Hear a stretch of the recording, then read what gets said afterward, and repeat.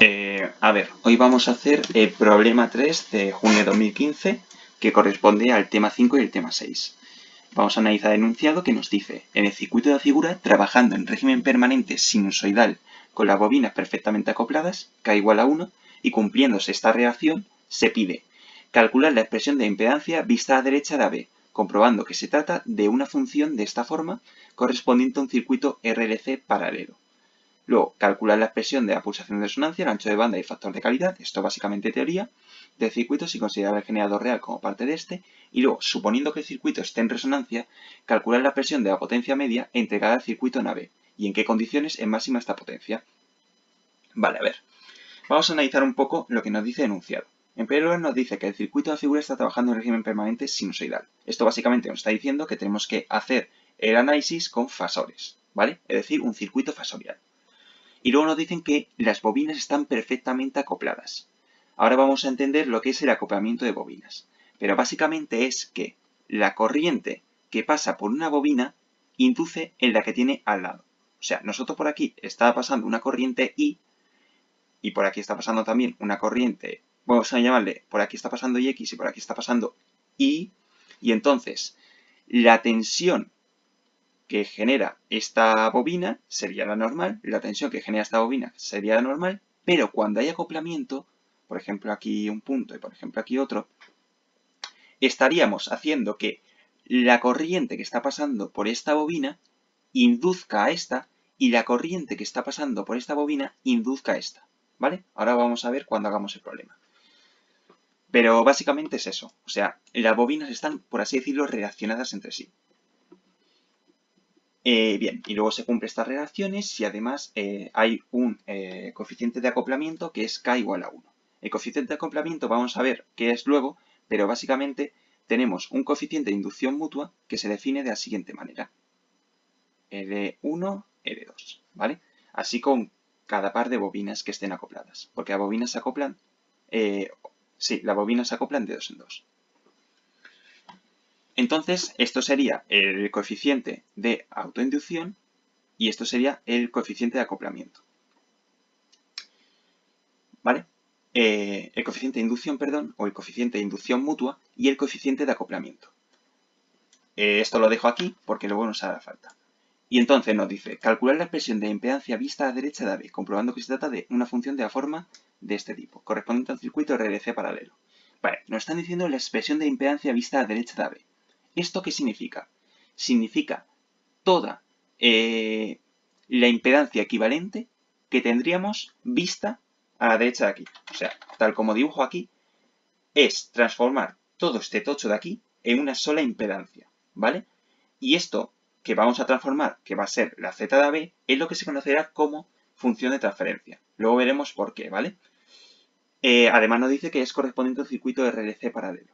Esto no está igual, pero básicamente la función de transferencia hay dos casos particulares. La función de transferencia cuando el circuito es RLC serie es, cuando es RLC serie, la función de transferencia es I partido de V. Mientras que cuando es RLC paralelo, la función de transferencia es V partido de I. Igualmente, esto no nos interesa puesto que probablemente en todos los enunciados nos especifiquen qué función de transferencia nos están pidiendo. Si de esta forma o de esta forma. Dependiendo de si nos están pidiendo una inductancia, si nos están pidiendo una impedancia o una admitancia. Ya nos importará esto, ¿vale? De momento no rayarse. Pero lo que nos están preguntando es eso, la impedancia vista a la derecha de AB. Entonces, esto es simplemente como hacer el equivalente de Thevenin. Es decir, Z de AB, la impedancia de Thevenin, y lo hacemos por el método del generador de prueba. Entonces, simplemente entre A y B ponemos un generador de prueba, que va a ser V de AB, que induce una corriente que vamos a llamar I1, y ya está. El resto del circuito se queda igual. Vemos aquí que tenemos todo esto de aquí conectado entre sí en paralelo. Entonces podemos intentar agrupar los términos y nos quedará algo de esta forma. Lo he puesto aquí en grande, ya veréis por qué es, ¿vale? Voy a borrar esto, por cierto, porque ya explicaré por qué lo he puesto. Bien. Y nos quedará algo de esta forma. con su generador V de AB, con su esta, con su tal, y lo único que hemos hecho es agrupar este término de aquí, el 1J omega C con la R, dando resultado a la impedancia Z, ¿vale? Que es la impedancia equivalente en paralelo de estas dos cosas de aquí. Entonces, simplemente hacemos el paralelo de estas dos, vamos a poner Z, vamos a desarrollar la expresión de Z, que es R partido de J omega C, es decir, R por 1 partido de J omega C, partido de R más 1 partido de J omega C. Y esto da como resultado, cuando multiplicas por J omega C, R partido de J omega RC más 1. Bien, ahora vamos a analizar el circuito. Y lo que tenemos que intentar hacer es, pues como hacíamos en el tema 1 y 2, que la Z de AB o la Z de Thevenin es igual a la V de AB o la V de Thevenin partido de la corriente que induce. Bueno, la V de AB o la V más bien, en el anterior tema o en los anteriores temas creo que llamamos Vaux partido de Iaux. En este caso yo he llamado a este generador V de AB, ¿vale? Pero lo mismo. Tenemos que buscar la reacción entre V de AB e I1. Entonces simplemente comenzamos a sacar las ecuaciones. Mucho cuidado con esto cuando estamos en acoplamiento e inducción mutua de bobinas. No se puede hacer análisis por el método sistemático, que no lo he enseñado, pero haré un vídeo sobre ello, ni tampoco se puede hacer por nudos, simplemente se puede hacer por mallas. Es la única forma de hacerlo, ¿vale? Por cierto, voy a poner esto de mejor manera, así que se entienda bien a qué dirección va. Entonces, nuestra única forma de analizar esto es por mallas. Entonces, analizamos el circuito como si estuviese normal, que sería V de AB es igual a I1 J omega L1 y por aquí iría una corriente que sería I1 menos I2 y entonces sería más I1 menos I2 por J omega L2. ¿Vale? Hasta aquí sería un análisis normal. Y esto es lo que vamos a conocer cuando hay acoplamiento de bobinas como autoinducción. ¿Vale? Esta tensión que acabo de conocer, que acabo de calcular, es la autoinducción. Pero luego, la bobina que hay aquí induce corriente en J omega L2 y J omega L2 induce corriente en J omega L1. Por tanto, también tendremos otra tensión. ¿Cómo sabemos cuál es esta tensión? Pues muy sencillo. Aquí vemos que la corriente I1 menos I2 está entrando por el lado donde no hay un puntito como este. ¿Vale? Si la corriente está entrando por un lado donde no hay puntito, entonces la corriente que induce J omega L2 sobre J omega L1 aparecerá en el lado donde no hay puntito en la otra bobina. Es decir, aparecerá en este lado de aquí. Y esto lo conocemos como inducción de la 2, la que llamamos bobina 2. Ahora vemos aquí que la corriente I1 en J omega L1 está entrando por el lado donde hay puntito. Por tanto, cuando induzca corriente en la otra bobina, inducirá en el lado donde hay un punto, es decir, aquí.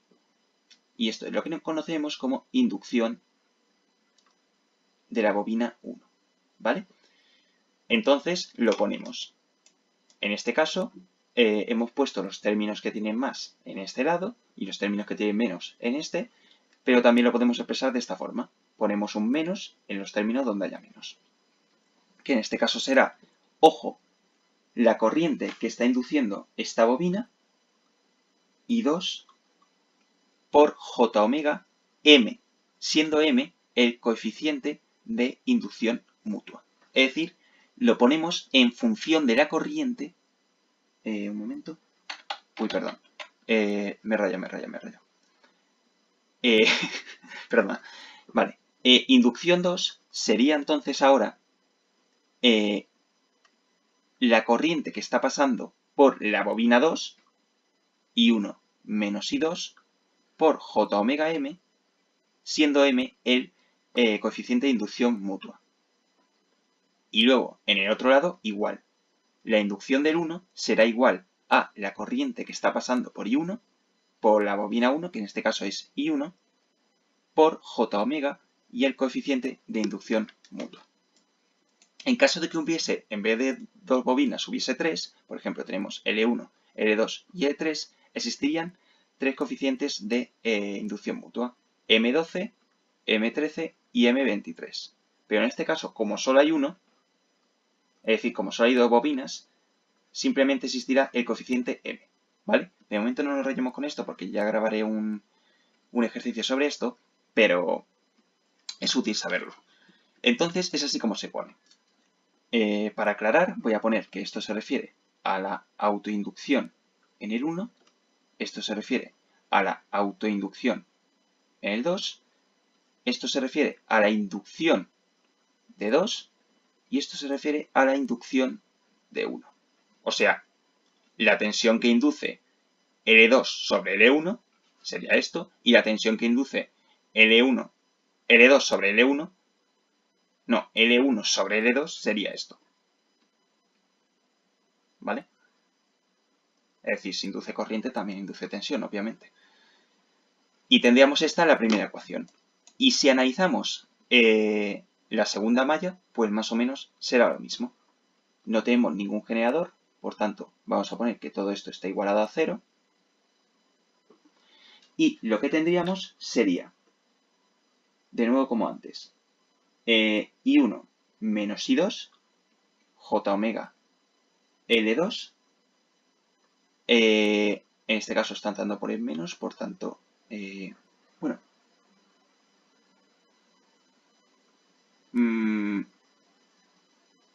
Sí, vamos a ponerlo así. Vale. Y ponemos Z en negativo, porque en este caso hemos puesto esto como... A ver, que esto es un poco lioso. Vamos a poner mejor... Venga, sí. Vamos a analizar mejor de esta forma, ¿vale? Uy, perdón.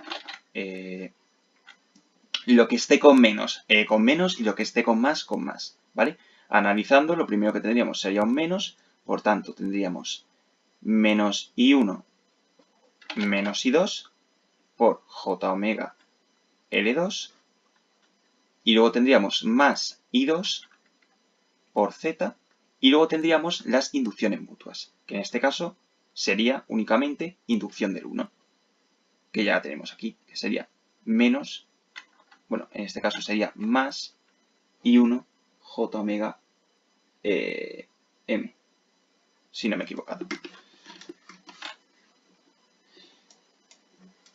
¿Vale? Y estas serían nuestras dos ecuaciones.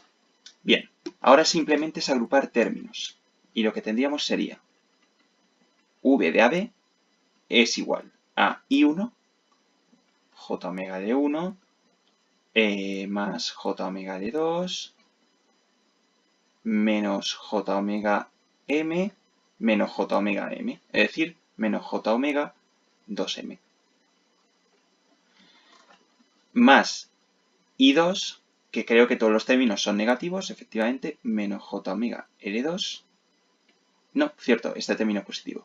Más J omega M. Y en segundo lugar, tendríamos que 0 es igual a I1 por J omega L2. Vamos a, como todo está en negativo, un momento. Perdón, esto sería I1 J omega M menos J omega L2 más I2 Z más J omega L2. Vale. Ya tendríamos aquí las dos ecuaciones puestas en función de I1 e I2. Esto, por cierto, es la expresión de un cuadripolo, pero todavía no habéis dado eso, ya veréis lo que es. Vale, ahora lo que nos dicen es que se cumplen dos relaciones. En primer lugar, que L1 es 4L2 y en segundo lugar, que K es igual a 1. Bueno, esto no es una relación, pero sí que es un dato que nos dan, ¿vale? Lo comprobamos, K es igual a 1 y L1 es igual a 4L2. Entonces, si nosotros sustituimos aquí estos valores, lo que tenemos es, por cierto, aquí voy a poner, para no rayarse, que esto es la autoinducción de 2 y esto sería la inducción de 1. y esto sería pues simple ley de Ohm, o sea, no voy a poner nada. Vale, entonces, ¿qué pasa si aplicamos estas condiciones? Pues vamos a verlo. J omega L1 más J omega L2 menos J omega 2M. Cuando se aplica que L1 es 4L2, ¿vale? Lo que tendríamos es J omega L1, perdón, J omega 4L2 más J omega L2 menos J omega 2M. Pero aparte tenemos que saber lo que es la M. La M hemos dicho antes que se define como K por L1, L2. En este caso, la K sabemos que es 1, entonces simplemente sería, aplicamos las relaciones, que sería 4L2 al cuadrado, o sea, 4L2 por L2, es decir, 2L2. Entonces lo que tendríamos sería J omega 4L2 más J omega L2 menos J omega 4L2. Esto con esto se va y por tanto lo que nos queda es J omega L2. Esto en el primer término de la primera ecuación. Luego en el segundo término lo que tendríamos sería menos J omega L2 más J omega M y aplicamos que L1 sea igual a 4L2 y por tanto que M sea igual a 2L2. Y aquí lo que tenemos es que esto es igual a J omega L2. Una cosa muy importante es que cuando nosotros tenemos un cuadripolo, lo que nos vamos a encontrar es que siempre el término que hay aquí tiene que ser igual al término que hay aquí, ¿vale? Sin contar que esto es I2 y sin contar que esto es I1. O sea, los coeficientes del término segundo que hay aquí y los coeficientes del término primero que hay aquí tienen que ser iguales, ¿vale? Esto es muy útil para comprobar si estamos haciendo el ejercicio bien. Porque un cuadripolo tiene que ser simétrico. Es decir, que los términos, bueno, es que esto es un poco más avanzado, pero básicamente un circuito se puede caracterizar por una matriz de impedancias, ¿vale? Aquí tendremos un término A, aquí tendremos un término B, aquí tendremos un término B y aquí tendremos un término C. Y estos dos términos de aquí tienen que ser iguales para que se considere un circuito lineal y válido, ¿vale? Y en un cuadripolo y en circuitos siempre se va a cumplir que los términos de la diagonal principal, bueno, de la diagonal secundaria tienen que ser iguales, ¿vale? Eso para comprobar si lo estamos haciendo bien. Y luego, por último, tenemos esto de aquí, que no vamos a hacer nada de momento. Aunque sabemos lo que da Z, pero no queremos hacer esta expresión que sea un cisco. Entonces, de momento vamos a dejar esto sin divisores ni hostias, ¿vale? Sustituyendo estos valores que tenemos aquí, finalmente obtenemos las siguientes ecuaciones, que son V de AB es igual a I1 J omega L1, perdón, I1 J omega L2 más I2 J omega L2 y tenemos que 0 es igual a I1 J omega L2 más I2 Z más J omega L2. Como vemos, todo está en función de L2, ¿vale? Obviamente porque hemos sustituido el valor de L1. Vale, y ahora esto es simplemente despejar el sistema y dejar V de AB en función de I1. Yo, cuando tenemos un cuadripolo, cuando tenemos un... por cierto, un cuadripolo es un circuito que tiene 4 polos. Es decir, que básicamente aquí tiene una tensión y aquí tiene otra. Un dipolo es que solo tuviera tensión en uno de los lados. Cuando tengo un cuadripolo, yo lo que recomiendo la mayoría de veces es despejar esto por Cramer. Entonces vamos a recordar un poco cómo se hacía esto por Cramer. En primer lugar, ¿qué necesitamos?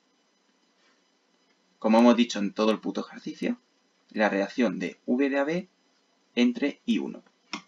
Vale, pues entonces tenemos que dejar el circuito en función de I1. I1 igual a un cociente. Vale, ¿cómo se va a caracterizar este cociente? Va a ser el determinante de los términos donde había I1, lo sustituimos por el término independiente de la ecuación. V de AB y 0. Y el otro término lo dejamos como estaba, o los otros términos, en caso de que esto tuviese tres filas y 3 columnas. Esto será igual entonces a j omega L2 y z más j omega L2. Vale. Y luego se divide entre toda la matriz completa. O sea, sin sustituir en I1 los valores del término independiente. J omega L2, J omega L2, J omega L2 y Z más J omega L2. Esto creo que se daba en bachillerato, o sea que si no os acordáis también podéis ver un vídeo y no pasa nada. Yo alguna vez no me acuerdo, ¿eh? O sea que no hay problema. Pero para mí esta es la forma más sencilla para analizar el circuito. Vale, entonces, una vez que tenemos esto, pues es simplemente desarrollar los determinantes e intentar sacar, o intentar hacer los cálculos como podamos, que sinceramente no creo que sea algo tampoco de todo sencillo. En primer lugar tenemos V de AB por Z más J omega L2, y debajo lo que tenemos es J omega L2 por Z más J omega L2 menos, si multiplicamos esto, es J omega L2 por J omega L2, y esto no sé si os acordáis, que es menos omega al cuadrado L2 al cuadrado. O sea, cuando multiplicamos J por J en menos 1, y bueno, omega por omega es omega al cuadrado, y L2 por L2 es L2 al cuadrado. Bien, seguimos desarrollando. Lo que tenemos es entonces I1 es igual a V de AB por Z más J omega L2. Y aquí lo que tenemos es Z por J omega L2 menos omega al cuadrado L2 al cuadrado más omega al cuadrado L2 al cuadrado. Pim pam, truco truco, se va a tomar por culo. Y entonces aquí lo que nos queda es Z más J omega L2 partido de Z por J omega L2. Bien, vamos a dejar V de AB partido de I1, que esto va a ser igual a Z de AB. Vamos a ponerlo en función de J omega. ¿Vale? Entonces, V de AB partido de I1, lo que nos quedará es Z por J omega L2, Z más J omega L2. Sustituimos el valor de Z. Z, recordemos, que era igual a, creo recordar que era R partido de 1 más J omega RC. Si no me equivoco, voy a comprobar, efectivamente. R1 más J omega RC por J omega L2, R1 más J omega RC más J omega L2. Bien, multiplicamos todo por 1 más J omega RC, y por tanto lo que nos quedará es J omega L2R por R menos, más J omega L2 por 1 más J omega RC. Vale. Z de AB de J omega será igual, por tanto, a J omega L2R partido de R más J omega L2 menos omega al cuadrado L2RC. Bien, y esto es lo que se conocería ya como una función de transferencia. Pero ¿qué pasa? Nos la piden de la forma, como vemos aquí, J omega K1 partido de menos omega al cuadrado más J omega K2 más K3. Si queréis, copio esto. Nos lo piden de esta forma de aquí.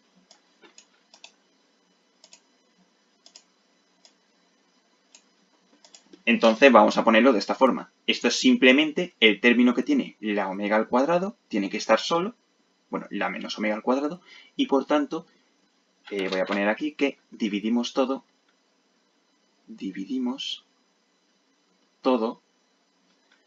entre L2RC para dejarlo como el enunciado nos dice. Dejarlo como el enunciado dice. Si hacemos esto, nos quedará dividiendo todo como J omega 1 partido de C. Esto quedará como el término independiente 1 partido de L2C. Y esto quedará como J omega 1 partido de RC. Y esto por último, menos omega al cuadrado. Y ya está. Aquí si identificamos términos, lo que tendríamos es que K1 es igual a 1 partido de C, que K2 es igual a 1 partido de RC y que K3 es igual a 1 partido de L2C. Y ya tendríamos el primer apartado hecho. Este es el más duro. Luego el resto se hace bastante sencillo. Así que voy a cortar aquí y voy a recordar qué es lo más importante. Que es, bueno, en primer lugar, saber qué es la autoinducción de bobinas. Y bueno, la inducción de bobinas, la autoinductancia, el coeficiente de inducción mutua, todo este tipo de cosas. El coeficiente de inducción mutua es lo que es el coeficiente que aparece cuando nosotros estamos induciendo corriente en una bobina respecto a otra, ¿vale? Tenemos lo que es la corriente normal, la corriente que pasa por la bobina, y luego la corriente que la otra bobina induce sobre una. Eso es básicamente la inducción de bobinas. Y el coeficiente de inducción mutua siempre se define como M de I sobre J. Uy, se me ha abierto esto. Es igual a K, siendo K lo que sea, por L de I por L de J. Esto siempre es así, ¿vale? El coeficiente de inducción mutua siempre se define de esta manera. Siempre es con dos pares de bobinas. Cuando se dice que hay acoplamiento perfecto, cuando K es igual a 1, ¿vale? Es importante recordar cuando hay acoplamiento perfecto, que es cuando K es igual a 1. Y luego, simplemente también recordar cómo se opera con Cramer. Si no te acuerdas cómo operar con Cramer, también puedes hacerlo de manera normal. Pero para mí esta es la forma más fácil, ya digo, de operar con un cuadripolo. También hay que recordar lo que es un cuadripolo, aunque no es muy importante en esta asignatura, que es un circuito que tiene 4 polos. Es decir, aquí tiene una tensión y aquí tiene otra tensión. Y en el siguiente vídeo vamos a ver qué es una función de transferencia, que es lo que acabamos de calcular básicamente, pero qué importancia tiene y por qué se llama así. Y pues vamos a ver un poco más de teoría, que va a ser la pulsación de resonancia, como pone aquí, el ancho de banda, el factor de calidad, y luego aparte también vamos a ver qué significa que el circuito esté en resonancia, qué significa o cómo se calcula la potencia media y cuándo es máxima esa potencia, ese tipo de cositas, ¿vale? Así que nada, dejo este vídeo aquí que ya queda bastante largo, espero que haya servido para algo y nada, ahora sigo.